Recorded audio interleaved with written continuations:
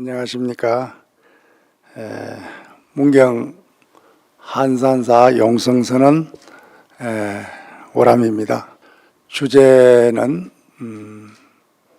간화선 수행에 대해서 말씀을 드리고자 합니다. 마침 제가 10년 전에 저술한 이 친절한 간화선이라는 책이 출판이 돼 가지고 이 친절한 간화선을 중심으로 말씀을 좀 드릴까 이렇게 생각을 합니다. 혹시 여러분들께서는 이 책을 한번 보신 적이 있는지 잘 모르겠습니다. 10년 전에 사실은 2006년도에 제가 지리산 벽송사에서 간화정로라는 책을 저술을 한 적이 있습니다.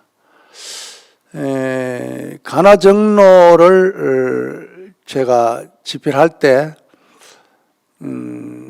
좀 그 책의 수준을 갖다가 일반 신도분들을 기준으로 해서 그 책을 집필한다고 했는데 막상 이제 책이 나오고 보니까 그 책이 이제 일반 신도분들에게는 좀 굉장히 어렵다는 평을 듣게 되고 스님들에게 간화선 수행을 전문적으로 하는 스님들에게 맞는 책이라는 그런 평을 들은 적이 있어요. 그래서 일반 불자들이 좀 쉽게 해가지고 제가 수행자들에게 좀 맞는 간화 지침서를 좀 한 권을 마련해 줬으면 좋겠다는 이제 그런 부탁을 받고 2012년도에 문경 한산사에서 이제 이 친절한 간화선을 저술을 했습니다. 그런데 이제 막상 이제 친절한 간화선이라고 일반 대중들을 대상으로 책을 펴냈습니다마는 일반 대중들의 평은 하나도 친절하지 않다. 그리고 역시 또 어렵다라는 그런 평을 받게 되었습니다. 그러나 이보다 더 쉽게 더 일반 사람 불자가 아니더라도 일반 사람들이라도 쉽게 볼 수 있는 그런 책을 또 구상을 해야 되겠다는 생각은 했습니다만 아직까지는 그렇게 실천에 옮기지 못하고 있는 실정입니다. 여기서 이제 우린 친절한 간화선이다라고 했을 때 이 친절이란 것을 갖다가 우리는 한번 되새겨 봐야 될 대목인데요. 우리가 이 친절한 간화선 할 때 이 친절이라고 하는 것은 사실 우리 조사선의 선문에서 나온 말입니다. 친절이란 말 자체가. 그래서 이 친절이란 말을 우리 지금 현재 우리들이 일반 사회에서 쓰고 있는 친절이라 그러면은 따뜻하게 배려하는 이런 정도의 친절이라고 한다면은 실제 조사선문에서 친절이라고 했을 때 그 의미가 좀 더 깊어지는 의미가 있습니다.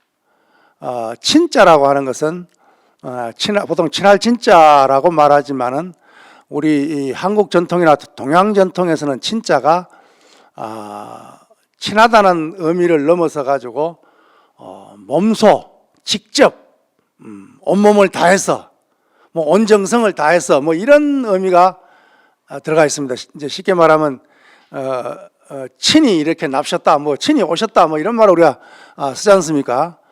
그런 의미로 쓸 때는 몸소 내가 온몸을 다해서 온정성을 다해서 이런 의미의 친자가 들어가 있는 것입니다. 그리고 절자는 간절하다는 의미입니다. 그러니까 온 몸을 다해서 온정성을 다해서 간절하게 사무치게 라는 말이 이 친절이라는 말 속에 들어가 있죠.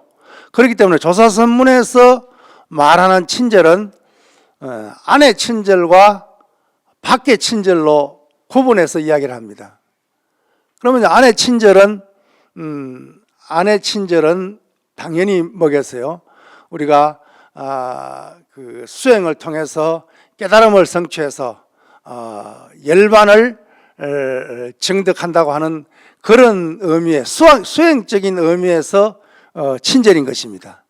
그러니까 결국 우리 내면에서 어떤 자성을 깨우치는 진여본성을 깨우치는 그런 의미에서 내 온몸을 다해서 온정성을 다해서 온 생명을 다해서 간절하게 참고한다, 간절하게 수행한다 라는 그런 의미로서 이제가 바로 내 친절, 안의 친절인 뜻입니다. 그럼 결국은 우리 선의 전문 용어로 말하면 견성성불을 위해서 철두철미하게 온 몸과 온 마음을 다해서 철두철미하게 간절하게 사무치게 참고에 들어가는 것, 수행에 들어가는 것, 이것이 안의 친절입니다. 그럼 밖의 친절은 어떻게 정의하고 있느냐 하면은 따뜻하게 배려한다, 다른 사람을 배려한다는 의미의 친절로 쓰고 있지만은 같은 어떤 의미로 사용되고 있지만은 일체 모든 중생이 다 불성이 있다고 한다면은, 일체 모든 중생이 다 본래 부처라고 한다면, 대성불교에서 그렇게 강조하고 있다고 한다면은, 나도 부처요, 너도 부처요, 모든 중생이 다 본래 부처라고 한다면은, 내가 너를 대할 때, 내가 모든 사람을 대할 때, 내가 모든 생명을 대할 때, 중생을 대할 때 부처님으로 섬기는 것, 부처님으로 대하는 것, 이것이 밖의 친절이라고 그렇게 정의를 하고 있습니다. 그럼 결국 이제 선의 종지에서 말하면은 견성성불 요익중생이라고 이제 선의 종지를 그렇게 이야기하는데, 안의 친절은 견성성불이 되겠고 밖의 친절은 요익중생이 된단 말이에요. 일체 중생을 이익되게 하는, 풍요롭고 이익되게 하는 그런 의미로서의 친절이다. 그러면 결국 이 친절이 선문에서 나온 말이고, 그리고 이 말이 지금 현재 우리가 일반 명사로서 쓰고 있고, 그렇다고 한다면은 사실 여기서 친절한 가나선이라는 이름을 붙였을 때 이 친절은 안의 친절과 밖의 친절을 다 통틀어서 그렇게 말해질 수 있는, 주장되어질 수 있는 그런 의미에서 가나선이다라는 의미로서 이제 친절한 가나선이라고 이제 이름을 붙였습니다. 그러니까 결국 이건 뭐 안의 친절과 밖의 친절이라고 하는 이런 입장에서 봤을 때 현재 우리 한국 불교를 다시 중흥하기 위해서, 다시 거듭나게 하기 위해서 꼭 필요한 것이 저는 개인적으로 친절이라고 생각합니다. 그것이 안의 친절이 되었든 밖의 친절이 되었든 안과 밖을 사무치는 내외 명철한 그런 입장에서 우리 출가 수행자나 제가 불자를 막론하고 안의 친절로서 사무치게 수행하고 밖에 친절로서 모든 사람 모든 중생을 부처님으로 섬길 수 있는 그런 친절로 나간다면 불교가 위상이 달라질 수 있지 않겠나. 그래서 이제 제가 아주 오래 전부터 이런 말을 했습니다. 이 세상에서 가장 좋은 절은 친절이다. 이 세상에서 가장 안 좋은 절은 불친절이다. 이런 말을 이제 제가 거의 20년, 30년 전부터 제가 이런 말을 했는데 요즘은 가끔 이제 보면 그런 말을 이렇게 강의하는 스님들이나 제가 법사님들이 그런 말을 하는 분들을 종종 제가 보고 있는데 어쨌든 절이라는 의미를 붙여가지고 제일 좋은 절, 뭐 친절 이렇게 말을 하고 있습니다만은 이 친절이란 말은 정말 우리 선문에서 비롯된 아주 아름다운 말인과 동시에 심오한 말이다. 그리고 오늘과 같은 인간성이 상실되어가는 이런 시대에 정말 우리는 친절해야 된다.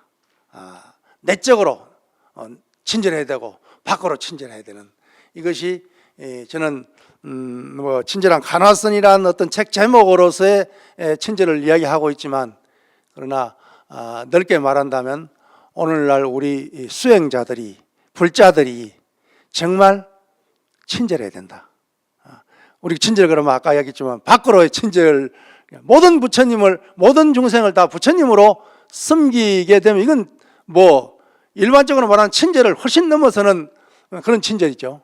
그리고 수행 또한 목숨 바쳐 생명 바쳐 이 몸 다해서 그야말로 간절하게 사무치게 옛날에 우리 선문의 스님들은 참선하는 스님들은 이마에다 간절 절자를 써붙이고 다녔다 그래요. 어떤 스님들은 가슴에다가 이 죽을 사자를 갖다 가슴에 붙이고 다녔다 그래요. 그건 뭐냐면 요즘 뭐 데모하는 사람들이 머리에 띠를 내가지고 이렇게 구호를 써가지고 이렇게 합니다만 옛날 선문에서 스님들이 이마에다 간절 절자를 쓰고 가슴에다가 죽을 사자를 쓴다. 간절하게 사무치게 공부하겠다, 수행하겠다 이런 말이고 이 사자는 죽은 셈 치고 공부한다. 죽을 각오로 공부한다. 내가 사실 요즘 우리 불자들 보고 같이 수행하자 이러면은 바빠서 못한다는 그런 말을 자주 해요. 그런데 이제 뭐 바깥에서 열심히 생활하면서 출가한 스님들하고는 상황이 좀 다를 수 있겠지만은 우리 출가한 스님들의 입장에서 보면은 내가 죽은 셈 치면은 사실 바쁠 거 아무것도 없습니다. 그리고 세상에 수행 외에 할 것이 아무것도 없습니다. 혹은 안 태어난 셈 치고 이런 말을 합니다. 한 생을 안 태어난 셈 치고 이 공부를 해야 된다, 이 수행을 해야 된다 이런 의미에서라고 한다면은 정말 그것은 조사선문에서 말하고 있는 안의 친절 그런 의미의 친절이 가능해진다 이렇게 말씀을 드릴 수가 있겠습니다. 그러면은 간화선이라고 하면은 우선 우리가 사람들은 굉장히 생소합니다. 일반 사람들은. 그리고 절에 다니는 일반 불자들도 주로 기도를 중심으로 하는 불자들은 간화선 그럼 말 자체가 생소하죠. 좀 수행에 관심이 있고 그런 분들은 이제 간화선을 이제 이해할 수 있고 또 수행하시는 분도 계시겠지만은 일반 사람들이나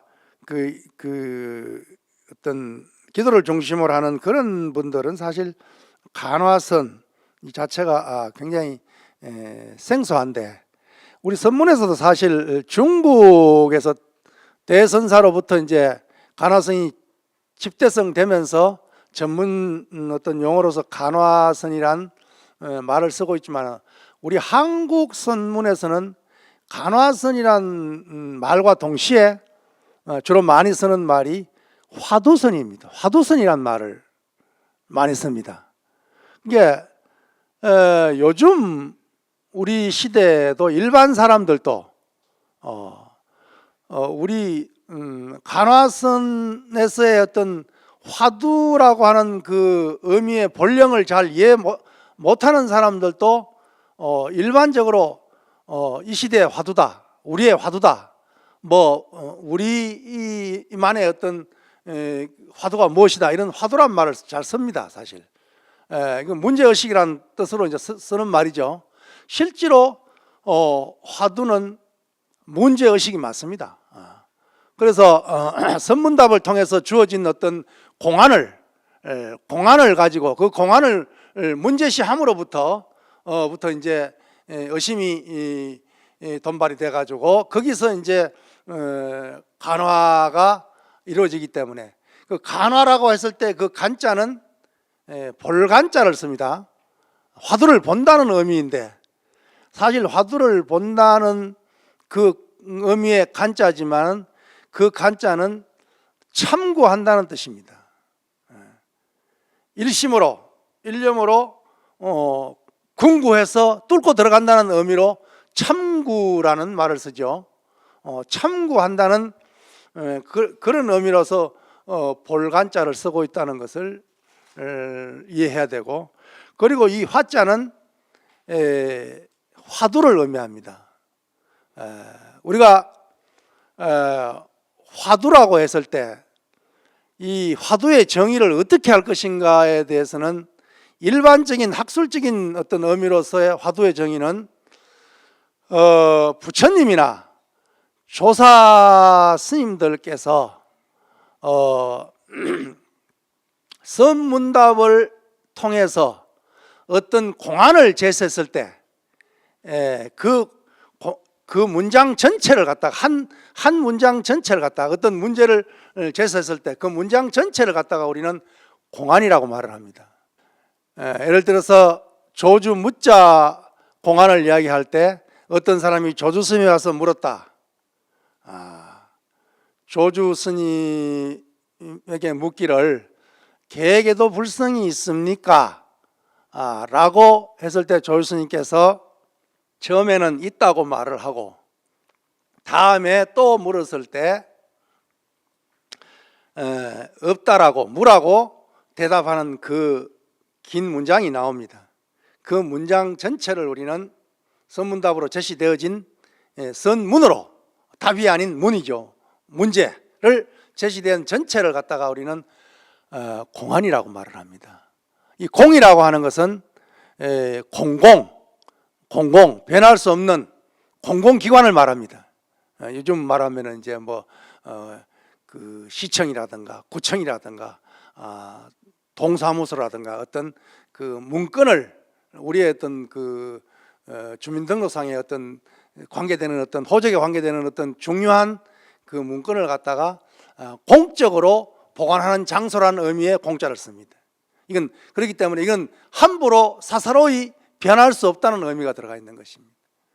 그리고 안이라고 하는 것은 당안, 안건 이런 뜻인데 그것은 문서란 뜻입니다. 그러면 공공기관에 있는 문서는 뭐예요? 변할 수가 없다 그러죠. 어떤 만대의 어떤 표준이 되는 문건이잖아요. 그런 의미로서 수행을 통해서 부처가 될 수 있는 가장 공적인 사실을 기록한 문서다라는 의미로서 이제 공안이란 말을 쓰고 있단 말이에요. 그래서 이제 이 공안 가운데서 핵심되는 이제 조주 스님이 무라고 했다 하는 그 가운데 묻자만 딱 끄집어내 가지고 한 글자 내지 한 구절의 말을 끄집어내 가지고 거기에다가 강력한 의심을 문제의식을 가지고 강력한 의심을 가지게 되면 그것을 한 글자나 한 구절을 우리는 화두라고 이야기합니다. 이게 어떤 그 선학적인 의미에서의 어떤 공안과 화두에 대한 설명입니다. 그러나 실질적으로 우리가 조사 선문에서 거론되어져 온 어떤 의미에서 화두를 이야기한다면은 이것은 화두 그러면은 사실 이 뒤에 두자는 머리 두자로서 이제 의미 없는 어떤 뒤에 말 뒤에 붙는 조사로서 붙는 어떤 그런 말로 서해졌지만은 중국의 허운선사 같은 분은 이것을 아주 명백하게 이렇게 말을 하고 있습니다. 화두라고 하는 것은 말의 머리다. 머리 두자를 썼기 때문에 말의 머리다 이렇게 말합니다. 말의 머리다. 그러면 말의 머리가 있으면 말의 몸통이 있고 말의 꼬리가 있을 수 있지 않습니까? 그러죠? 우리가 주고받는 일반 말은 말의 몸이 될 수 있겠죠. 말의 몸통이 될 수 있겠죠. 근데 말의 몸통을 주고받으면서 어떤 사람들은 말 꼬리를 잡게 되죠. 그렇죠. 화미라 합니다. 화미, 꼬리 밑자를 써서 화미라 그런단 말이야. 그리고 몸통 할 때는 화채라 그런단 말이야. 몸채자를 써가지고. 그러면은 화두는 뭐냐? 말의 머리다. 그러면 우리가 말을 주고받을 때 일상적으로 겉으로 밖으로 드러나는 것은 뭐가 드러납니까? 화채가 드러나겠죠. 말의 몸통을 우리가 주고받는 거니까. 몸을 주고받는 거니까. 그런데 그 몸통을 주고받으면서 그 속에 들어가 있는 깊은 의미가 있단 말이죠. 드러나지 않는 의미. 생각으로 드러낼 수 없는, 말로 표현되어 줄 수는 없는 깊은 의미가 있다고 한다면 이것을 우리는 화두라고 한다. 그래서 화두를 생각 이전 자리다, 혹은 생각이 끊어진 자리다 이렇게 말을 합니다. 그러면 우리가 생각으로 알 수 있는, 생각으로 주고받을 수 있는 말은 그거는 뭐예요? 화두가 될 수 없겠죠. 뭐가 됩니까? 화채가 되겠죠. 그리고 또 거기서 또 더 좀 못한 사람들은 화미를 잡고 이제 문제 삼죠. 말꼬리 잡고 문제를 삼는단 말이에요. 그렇지만 이 말꼬리를 잡는 사람들은 이것은 좀 경기가 좀 낮은 사람들의 이야기고, 그러면 상근 수행자들은 말을 주고 받으면서 말 넘어에 있는, 어느 문자에 넘어 있는 화두, 생각으로 알 수 있는 것은 화두가 될 수 없습니다. 생각으로 유추해서 얻어지는 것은 화두가 될 수가 없죠. 그러니까 생각을 넘어서는, 그래서 쉽게 말하면 이제 흔히들 말하기를 화두는 생각 이전 자리다라고 말하고 생각이 끊어진 자리다라고 말하는 거죠. 그렇기 때문에 이 말머리로서의 화두는 밖으로 의미가 드러나지를 않습니다. 그렇기 때문에 어떻게 그걸 알기 위해서는, 그걸 깨치기 위해서는 어떻게 해야 되겠어요? 참고를 할 수밖에 없는, 의심이라고 하는, 화두를 의심한다는 그 의심이란 기제를 가지고 화두를 참고해가는 길밖에 없죠. 우리 중생의 삶은 어떻습니까? 생각을 따라갑니다. 한 생각 자기 스스로 일으켜 놓고 그 생각 따라 돌아다니는 것이 우리 중생입니다.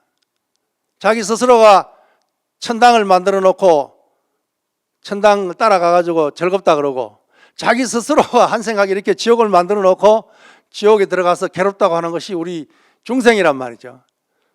생각의 입장에서 보면은 한 생각 일념을 일으켜 놓고 그 일념 따라 하루 종일 생각 따라 다니는, 그래서 생각을 나와 동일시해 가지고 생각이 곧 내가 돼버리죠. 그래서 화내는 생각을 내면 내가 화가 돼버리고, 미운 생각을 내면 내가 미움이 돼버리고, 좋은 생각을 내면 내가 좋은 사람이 되고, 사랑하는 마음을 내면 내가 사랑이 돼버리고, 그래서 생각 따라 하루 종일 그냥 돌아다니는 것이, 이제 불교 말로 하면 생각으로 육도를 만들어 놓고 일념 육도를 하는 거죠. 생각으로 염념이 육도를 빙빙빙 돌아 하루 종일 1년 내내, 평생 내내. 죽어서 무슨 육도를 뭐 천상 갔다가 지옥 갔다가 뭐 수라, 아기, 축생, 뭐 인간 이렇게 육도가 아니라 일념으로, 한 생각으로 육도를 스스로 만들고 그 생각에 빠져가지고는 생각에 휘둘려 가지고는 일념으로서 육도를 윤회하는 것이 우리 중생의 모습이다. 보통 이렇게 이야기를 합니다. 그러면 아까 화두를 이야기할 때 뭐라 했습니까? 생각으로 미치지 못하는 곳이 화두라 그랬단 말이에요. 그럼 화두를 창고하는 사람은 어떻게 해야 되겠습니까? 결국 화두를 통해서, 화두의심을 통해서 생각이 끊어지는 자리, 생각이 올 수도 없다는 자리로 들어가야 된다 그 말이죠. 생각 이전 자리로 돌아가야 된다는 그런 의미입니다. 물론 이것은 불교의 모든 수행이 다 마찬가지입니다. 뭐 화두 수행뿐만 아니라 연불 수행이나 심지어는 위파사나 수행까지라도 결국에 구경에 가서는 생각 끊어진 자리에 들어가야 깨달음으로 나아갈 수가 있는 거죠. 화두 수행, 화두선, 간화선이란 그런 수행 체계에서의 어떤 그 화두 참고는 바로 결국 화두 의심을 통해서, 화두 참고를 통해서 어디로? 생각 이전 자리, 생각이 끊어진 자리.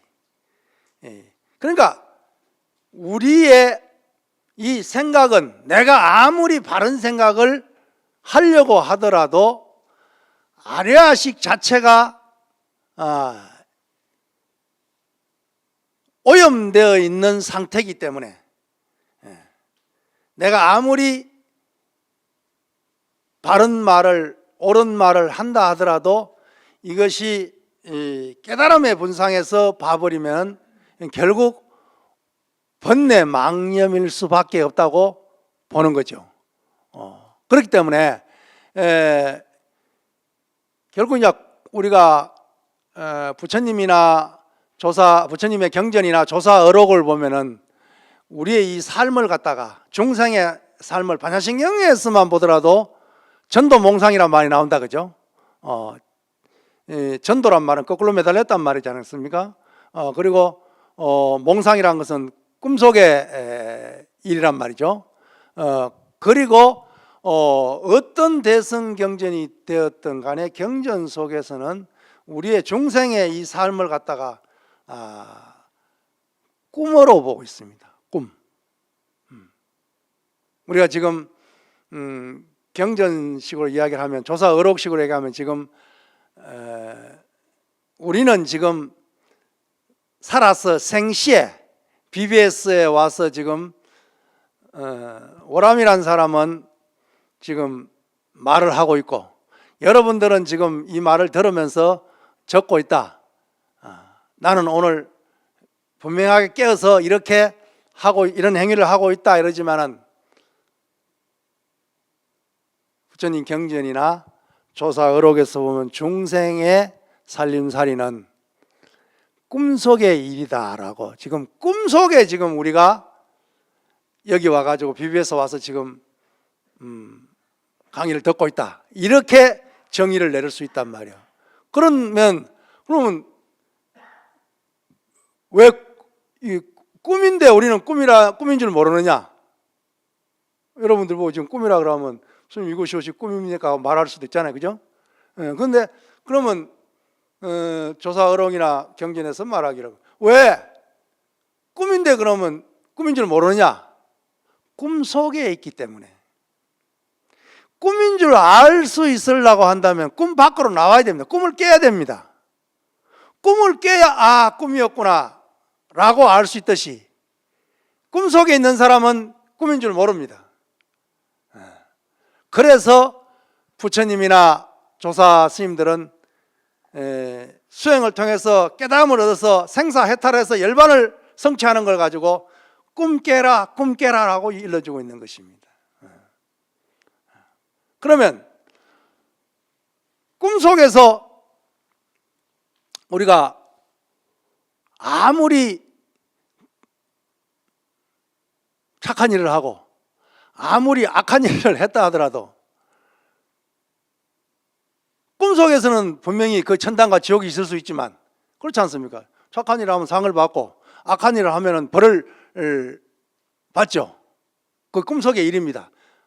지금 우리 현재 지금 꿈을 꾸고 있는 우리들의 일입니다. 현실이 그렇습니다. 그러나 꿈을 깨고 보니 황벽선사의 전신법요의 말만 우리가 찬찬히 들여다보더라도 그 속에 분명히 황벽스님은 말하고 있습니다. 깨닫고 보면은 깨닫기 전에 모든 일이 꿈속의 일이었다, 몽중사였다라고 분명하게 이야기를 하고 있단 말이야. 그러니까 우리가 잠에 비교하면 잠자면서 꿈 꾸고 있을 때는 꿈인 줄 모른단 말이죠. 그러나 꿈을 깨고 나면 뭐예요? 아, 꿈이었구나, 이렇게 말할 수 있는 것처럼 결국은 모든 수행은 꿈속에서 헤매고 있는 중생들에게 꿈을 깨게 하는 그러한 방법론에 입각해 있다라고 말할 수 있죠. 그래서 가장 간화선인에서 역대 조사들이 말하기를 꿈을 깨는데 가장 좋은 방법이 화두를 청구하는, 화두를 의심해 들어가는 간화선이다, 화두선이다라고 분명 말하고 있습니다. 그런데 사실 이것을 갖다 좀 객관화해서 우리가 이해할 필요가 있겠죠. 간화선으로서 깨달음을 얻으신 조사 스님들은 간화선이 가장 경절이고 가장 최상승이라고 말을 할 수 있겠죠. 그러나 연불을 통해 가지고, 연불선을 통해 가지고 깨달음을 얻은 분들은 또 뭐예요? 거기에 대한 저술이라든가 주장이라든가 사상이라든가 이런 것들이 전부 뭐예요? 화두적인 의미가 아니라 연불선적인 것이 가장 중요하게 서려져 있단 말이죠. 그리고 뭐 흔히들 우리가 보더라도 남방에서 사티 수행을 통해서 비파사나 수행이나 사마타 수행을 하는 분들이 화두란 말을 언급을 하고 있지 않단 말이에요. 당장 뭐 서가모니 부처님만 하더라도 경전에 뭐 화두란 의미의 말은 들어가 있지 않죠. 물론 폭넓게 이해한다면 서가모니 부처님께서 사문유관, 내 문으로 나가서 정말 출가를 결심하게 된 어떤 그 동기적인 면에서 본다고 한다면 이건 분명히 어떤 그 화두적인 요소가 포함되어 있죠. 그러나 부처님이 우리에게 남기신 수행법은 뭐 흔히들 말하기를 그 초기 불교적인 그런 남방 전통의 수행법이 될 수가 있겠죠. 그래서 혹 어떤 사람들은 간화선은 중국에서 아주 송나라 때 늦게 집대성된 수행 방법이기 때문에 부처님이 설하신 제시한 수행법이 아니기 때문에 이건 정통이 아니다라고 말하는 사람까지도 있습니다. 그러나 그런 의미로 우리가 이야기해 버린다고 한다면 다시 우리는 대성 비불설에 대한 논쟁을 또 해야 되는 것입니다. 우리가 불교라고 한다면 서가모니 부처님의 원엄, 말씀하신 설법하신 그 원엄만이 불교다고 말해버린다고 한다면 참 우리는 다분해져 버립니다. 왜 그렇습니까? 인도의 전통은 부처님이 글로 남기신 분은 아니잖아요. 그렇잖아요. 인도의 전통은 암송입니다. 그죠? 암송을 통해서 부처님이 열반에 드신 뒤에 그 제자들에 의해서 제1결집이 이루어졌고 제1결집조차도 뭐요? 암송에 의한 결집이란 말이죠. 이것이 나중에 어떤 문자화 되는 것은 훗날 아주 훗날에 가서야 문자화 되고 있기 때문에 부처님의 원엄이다라고 정의를 한다고 한다면 우리는 굉장히 어려워져 버립니다. 어디까지가 부처님의 원엄인가? 그러되고 그럼 대성불교가 부처님 멸후, 열반에 드신 후 몇백 년 후에 대성불교의 논사들이 나와서 경전을 찬집했기 때문에 그것은 부처님의 친설이 아니지 않느냐라고 말해버리면은 대성비불설이란 그게 또 논쟁에 휘말려 들어버리죠. 그리고 중국에서 발생한 목조선이다, 혹은 뭐 연불선이다, 간화선이다라는 것은 이것은 부처님의 천선이 아니다라고 말해버린다면 이 또한 이제 굉장히 어려워져 버립니다. 그래서 우리가 공히 생각할 수 있는 것은 부처님과 역대 깨달은 조사들이 설하신 연기 중도에 위배되지 않는 모든 가르침은 다 불교다라고 정의를 해야 되겠죠. 그렇다고 한다면은 깨달은 조사 스님들이 그 집대성한 묵조선이라든가 혹은 간화선이라든가 초기 불교에 국집되어 있는 분들의 주장처럼 정통이 아니다라고 말을 할 수도 있겠죠. 그러나 현실적으로 우리 한국의 전통 선언에서 지금까지 어떤 그 맥으로 전성되어져 온 선은 분명하게 화두를 참고하는 간화선입니다. 그렇기 때문에 이 간화선에 대한 어떤 방법론이라든가 또 간화선에 대한 뭐랄까요 대중화라든가 뭐 또 심지어는 뭐 세계화라든가 이런 것을 우리가 부르짖고 있습니다만은 구체적인 방법론에서는 아직 뚜렷한 어떤 것을 제시하지 못하고 있는 그런 실정입니다만은 어쨌든 간에 이 화두 참고를 통해서 생각 이전짜리로 무심해 무념해, 그러니까 쉽게 말하면 이렇죠. 우리가 중생의 입장에서 보면 우리는 하루에 한 생각을 갖다가 어느 정도 생각을 한다고 생각합니까? 하루에 우리가 몇 생각을 일으킵니까? 이루 헤아릴 수 없겠다 그러죠. 그렇기 때문에 흔히 말하기를 천념만념이라고 말을 합니다. 천생각 만생각이라는 뜻이죠. 천생각 만생각을 하면서 생각 따라 우리는 돌아다니는 중생이란 말이죠.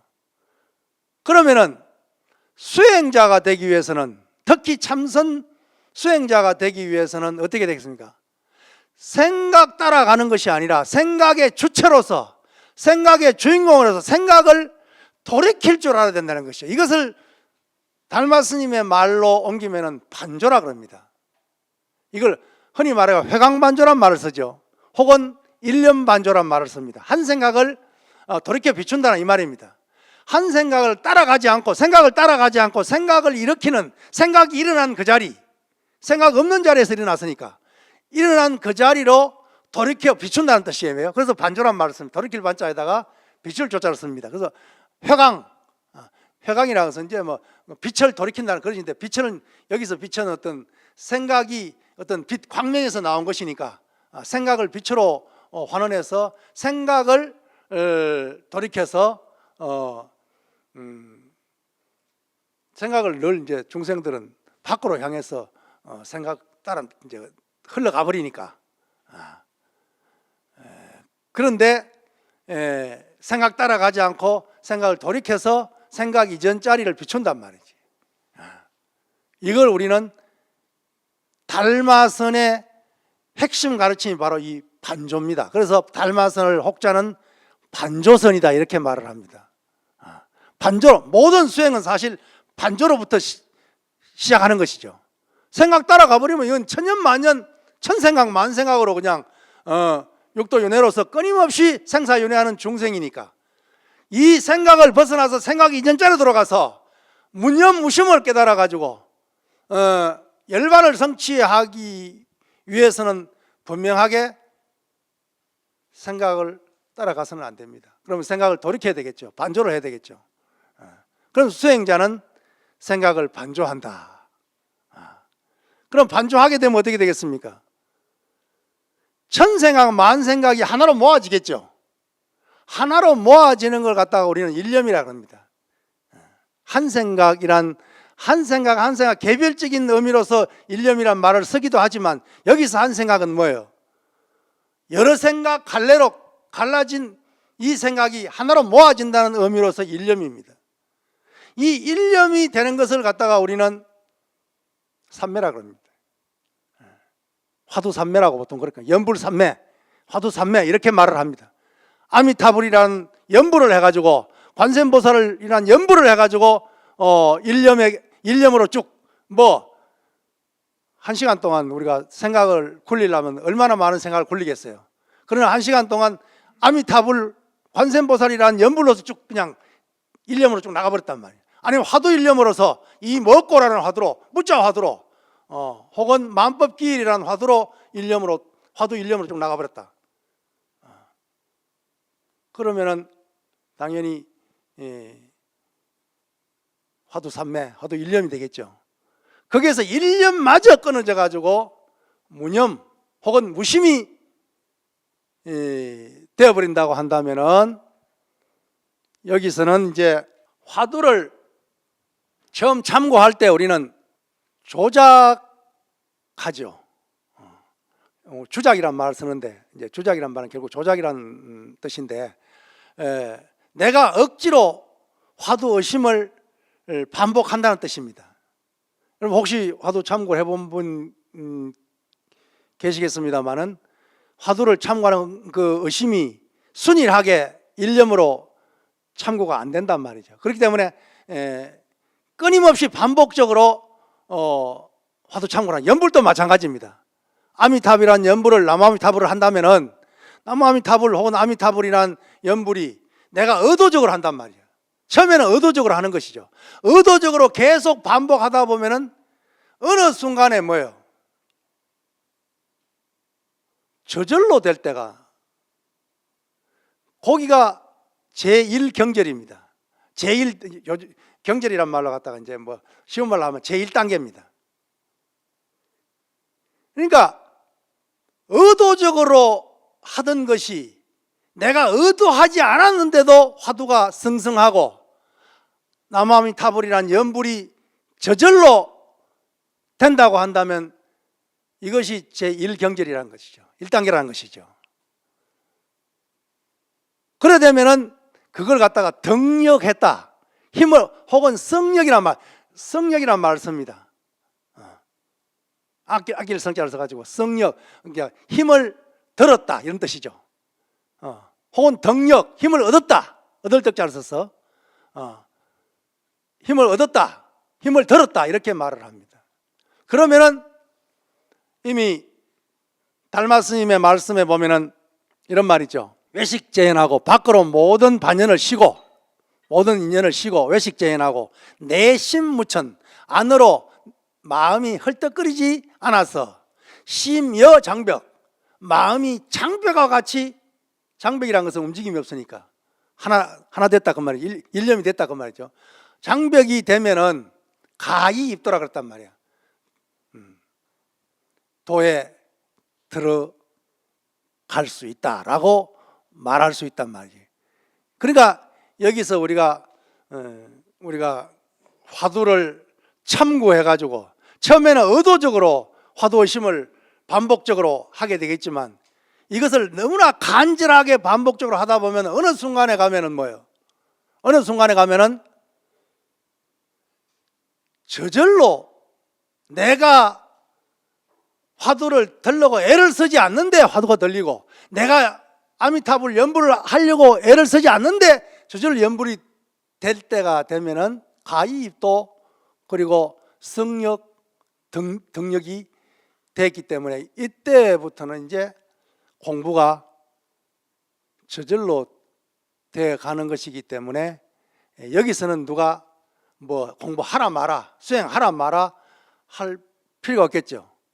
그러면은 가장 중요한 거는 뭡니까? 저절로 될 때까지는 어떻게 되겠습니까? 일념이 지속되는, 우리가 예를 들어서 한 방울의 물이 떨어져 가지고 바위를 뚫는 것을 가정했을 때 어떻게 해야 됩니까? 그 한 방울의 물이 두 가지 조건을 갖춰야 됩니다. 하나는 뭐예요? 떨어지는 자리에 한 자리에 떨어져야 됩니다. 한 자리에 떨어진다는 것은 뭐 집중이죠. 몰입, 혹은 몰입이라고도 하고 집중이라고 말을 합니다. 그리고 또 하나 조건은 뭡니까? 지속적으로 떨어져야 됩니다. 떨어졌다가 말았다가 떨어졌다가 막 이래버리면 안 된단 말이에요. 그러니까 집중과 지속이 계속된다면 한 방울의 물이 바위를 뚫을 수 있는 것처럼 우리의 이 생각이란 것도 결국은 뭐예요? 강력한 힘이 있는 거죠, 사실. 그것을 하나에 몰입하고 하나에 집중해가지고 화두에 집중한단 말이죠. 연불에 집중한다, 주력에 집중한단 말이에요. 화두 수행하는 사람은 화두 수행이 최상승이라 그러지만 뭐 연불을 하는 분들도 연불이 또 최상승이 될 수 있고 그렇잖아요. 또 어떤 사람은 주력하는 사람은 주력이 최상승. 저는 그래서 화두를 가지고 참고해서 수행하는 사람이지만 그러나 어디 가가지고 뭐 화두가 최상승이라는 이런 말은 잘 안 합니다. 왜냐하면은 모든 사람을 보편적으로 놓고 봤을 때, 공통적으로 놓고 봤을 때 자기 경기에 맞는 것이 최상승이다. 저는 그렇게 생각합니다.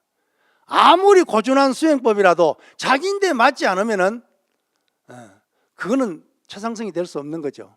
그래서 오늘 이 자리를 빌어 가지고 저는 연불하는 사람들은 연불로서, 주력하는 사람은 주력으로서, 절수행하는 사람은 절수행하는 것으로서, 경전을 독경하는 사람은 독경하는 것으로서, 심지어는 봉사하는 사람은 봉사하는 그 자체로서 수행을 삼을 수가 있어야 되는 것입니다.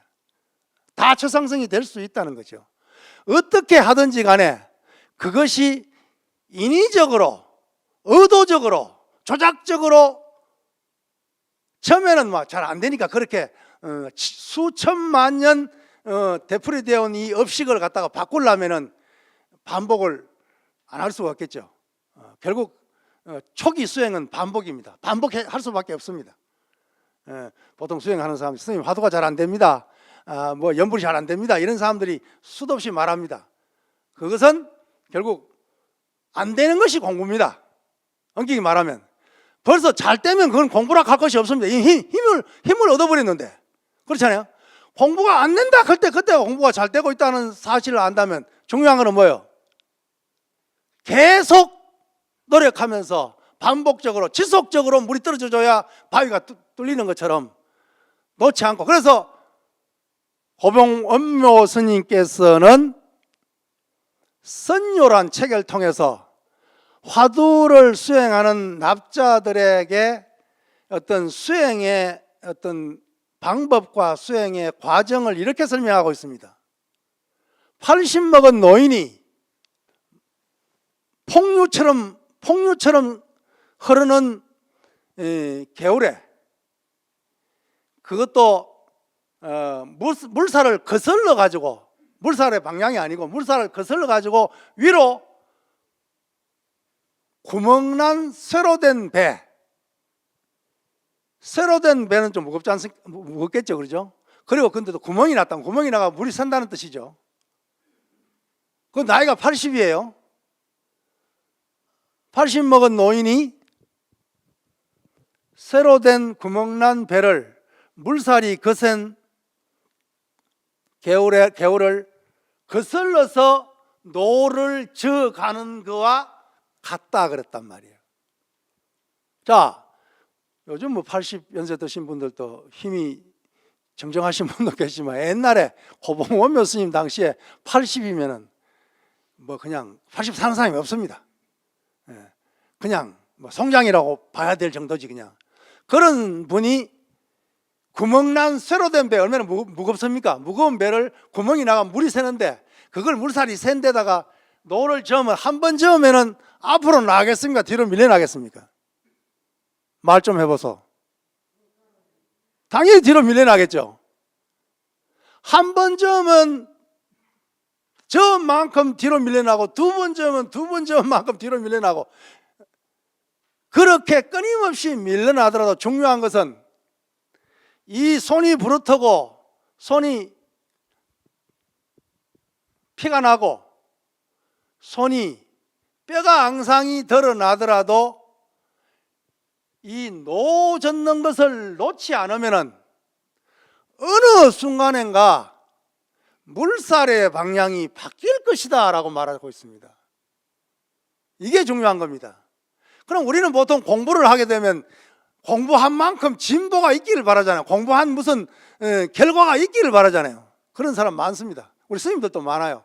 죽으라고 했는데 이 공부가 되는지 안 되는지 모르겠다.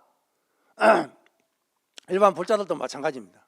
몇 년이나 했는데 스님 이게 공부가 되는지 안 되는지 도대체 모르겠습니다 라고 말하는 분들이 많습니다. 실제로. 그런데 거기에서 우리가 원묘 스님이 가르친 것처럼 지속적으로 노를 저어간다면 그 뒤로 설사 뒤로 물러난다는 것은 공부가 진보가 없다는 뜻 아니에요? 그렇지 않습니까? 근데 그리고 우리가 말할 때 공부란 것은 이 폭류는 뭐겠어요? 우리 번뇌망념입니다. 번뇌망념이 폭포처럼 그냥 솟아나는 그런 가운데 화두라는 그 노를 가지고 혼연불이란 그 노를 끊임없이 저어 나가는데 한 번 저으면 뒤로 미끄러지고 두 번 저으면 두 번 저은 만큼 미끄러져 가지고 뒤로 계속 밀려나더라도 손발이 터가지고 이 몸이 가루가 되는 한이 있더라도 그 노를 놓지 않고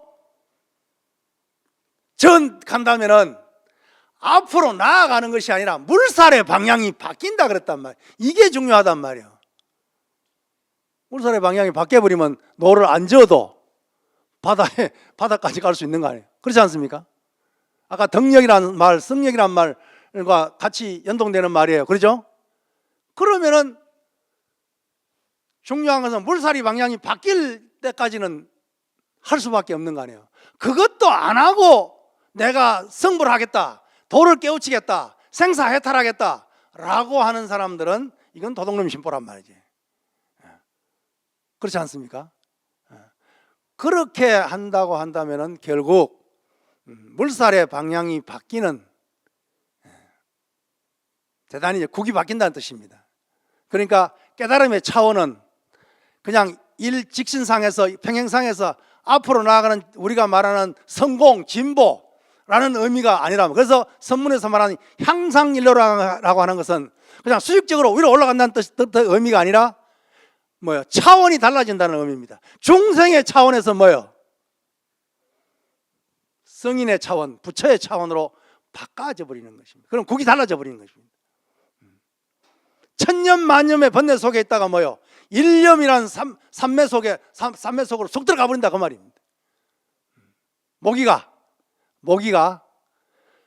쇠로 된 소가죽에 피를 빨라고 이렇게 주둥이를 꽂으면 그 소가죽에, 쇠로 된 소가죽에, 일반 소가 아니고 그 소를 쇠로 만든 동상의 소라고 생각합시다. 거기에 모기가 계속 주둥아리를 피를 빨라고 꽂으면은 그 들어가겠습니까? 안 들어가겠습니까? 1000번 만번 하면 주둥아리가 어떻게 돼서 다 따라 없을 정도가 되더라도 그것을 끊임없이 모기가 쇠로 된 소가죽에 주둥이를 받게 되면은 어느 순간인가 그 쇠로 된 소가죽에 모기 주둥아리가 쑥 들어가는 날이 온다 그랬단 말이에요. 이렇게 비유적으로 표현하고 있단 말이에요. 그래 결국은 이쯤 되면은 이제는 힘을 얻어버렸기 때문에 저절로 되는 공부가 되기 때문에 더 이상 우리가 뭐 언급할 필요가 사실 없는 것이죠.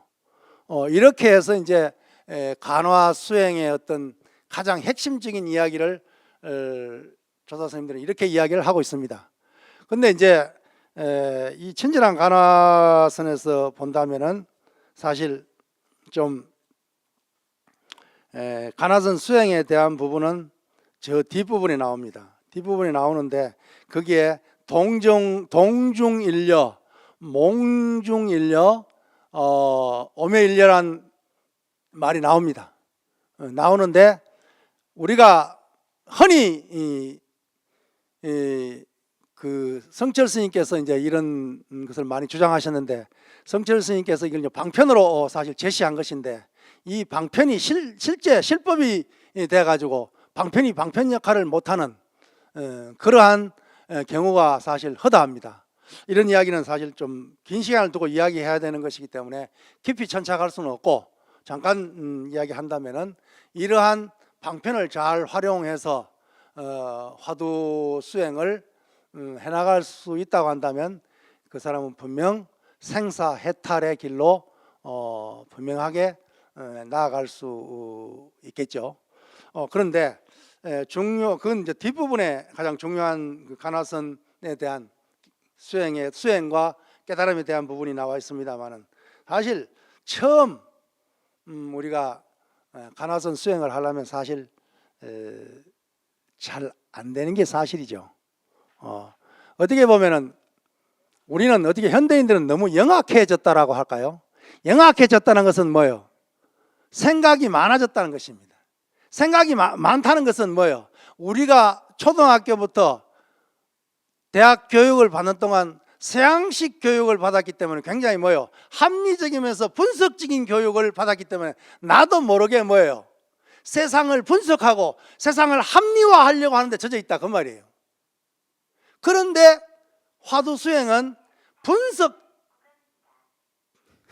분석적인 것이 아니고 통합적인 그런 의미란 말이죠. 수행 방법이, 화두 수행 방법이. 그러니까 어떻게 보면은 많이 배워서 생각이 많을수록 오히려 더 화두 수행에 그 전념하기가 오히려 어려워질 수 있지 않겠나. 뭐 다 그렇지는 않겠지만은 그런 어떤 짐작을 해보기도 합니다. 어쨌든 옛날 사람들은 농경 사회에서 굉장히 단순하게 살았죠. 단순 명쾌하게 살았단 말이에요. 그러나 현대인들은 생각이 많습니다. 그리고 굉장히 분석적입니다. 모든 것을 합리화하려고 합니다. 그런 교육을 받은 사람들이 어떤 이런 화두 수행에게 과연 이것이 가장 적합할까, 적합하지 않을까는 우리가 더 연구해 봐야 되겠지만은 언뜻 우리가 생각해 볼 때 좀 옛날 어떤 동양적인 사유 체계로의 어떤 되어 있을 때가 훨씬 더 화두 수행이 용이하지 않았겠나 그런 생각을 해 봅니다. 그렇기 때문에 결국 이 친절한 간화선에서 언급하고 있는 것처럼 화두 수행의 가장 전제가 되는 것은, 화두 창고의 전제는 발심과 정견입니다. 발심이 돼야 됩니다. 발심은 발보리심의 준말이죠. 내가 도를 이루고 일체 중생을 제도해야 되겠다는 그런 철두철미한 원력이 앞서야 된다는 거죠. 이것이 없는 사람은 발심이, 다시 말하면 중생을, 수억 천급을 윤회해오던 이 중생을 떨쳐버리고 중생의 삶을, 살림살이를 떨쳐버리고 나는 생사를 해탈해서 부처가 되겠다는, 그리고 만중생을 제도하겠다는 이런 발심이 되지 않는 사람은 뭐 다른 공부도 마찬가지겠지만 화두 공부가 잘 안 된다 그랬습니다.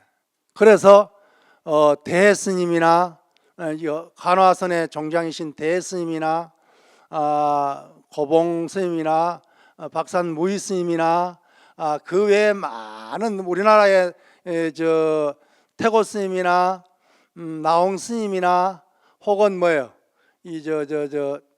서산 스님이나 요 근래 와가지고 경어 만공 용성 뭐 이런 뭐 성철 스님까지도 마찬가지죠.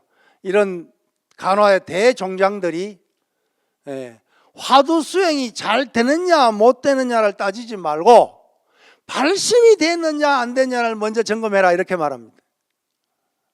근데 발심이 안 된 사람이 화두를 창고하려고 한 것은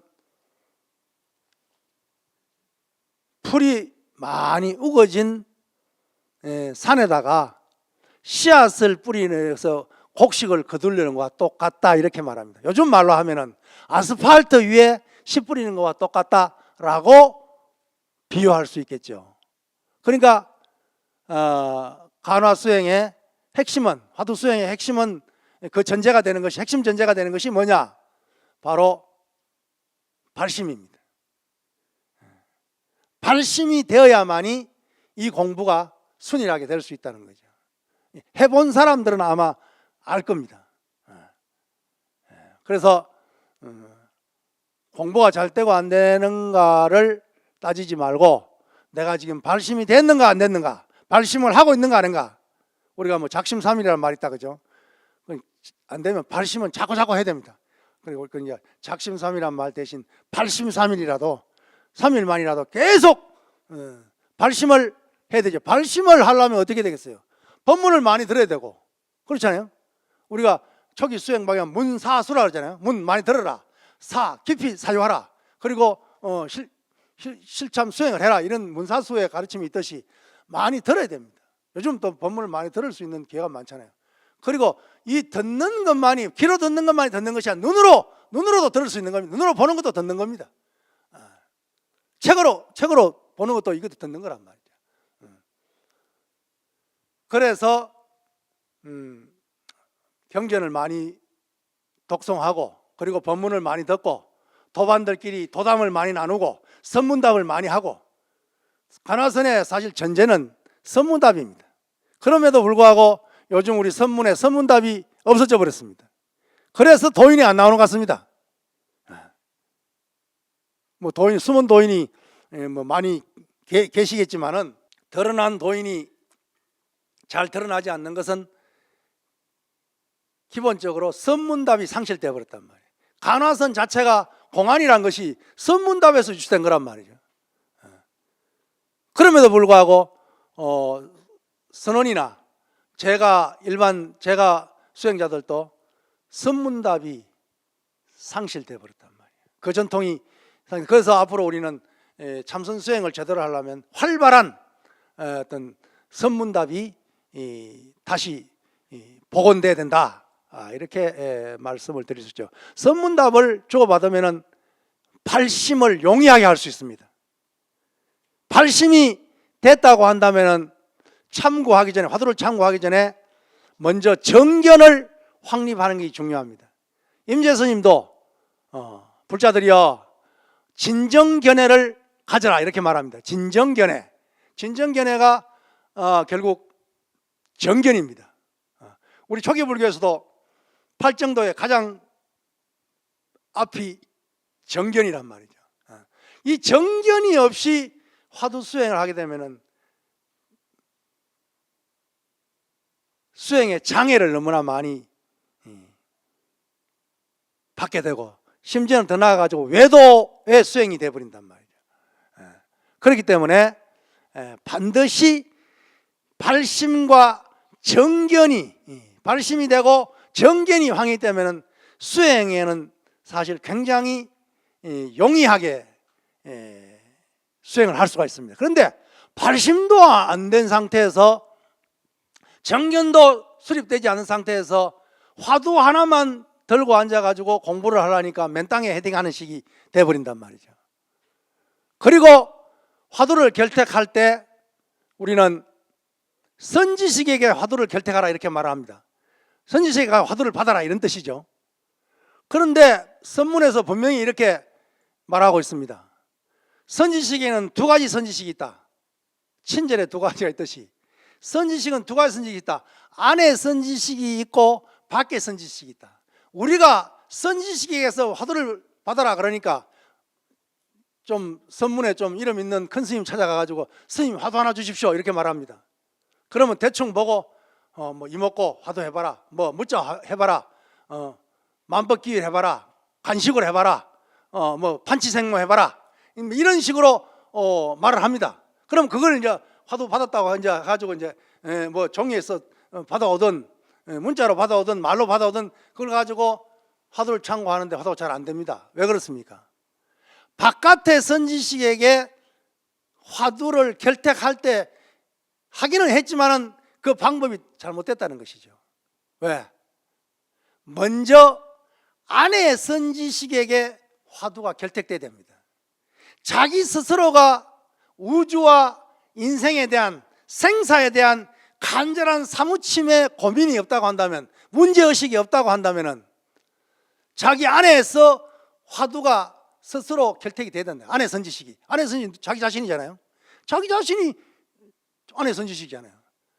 자기 자신이 문제의식이 하나도 없는데, 그리고 발심도 안 됐는데, 정견도 갖춰지지 않았는데, 그냥 공부하면 해보는 식으로 내 인생의 이벤트를 한번 꾸며보겠다고, 내 인생에 이제 뭐 한번 뭘 특이한 걸 이제 한번 나이도 먹고 했으니까 이제 내 참선 한번 해보겠다고 선지식을 찾아간 걸, 큰 스님을 찾아간 건 좋았는데, 큰 스님도 옛날에 선지식은 화두를 줄 때는 그 사람의 수행을 전적으로 처음부터 끝까지 다 책임집니다. 쉽게 말하면은 맞춤식 교육, 눈높이 교육으로서 그분을, 화두를 준 사람은 화두를 받은 사람을 갖다가 수행적으로 의지사가 돼가지고, 옛날에 의지사가 다 있었거든요. 요즘은 은사, 개사, 법사 이렇게 있지만 사실은 수행을 의지해서 해나가는 의지사가 옛날에 다 있었어요. 근데 요즘 의지사라는 제도가 없어져 버렸어요.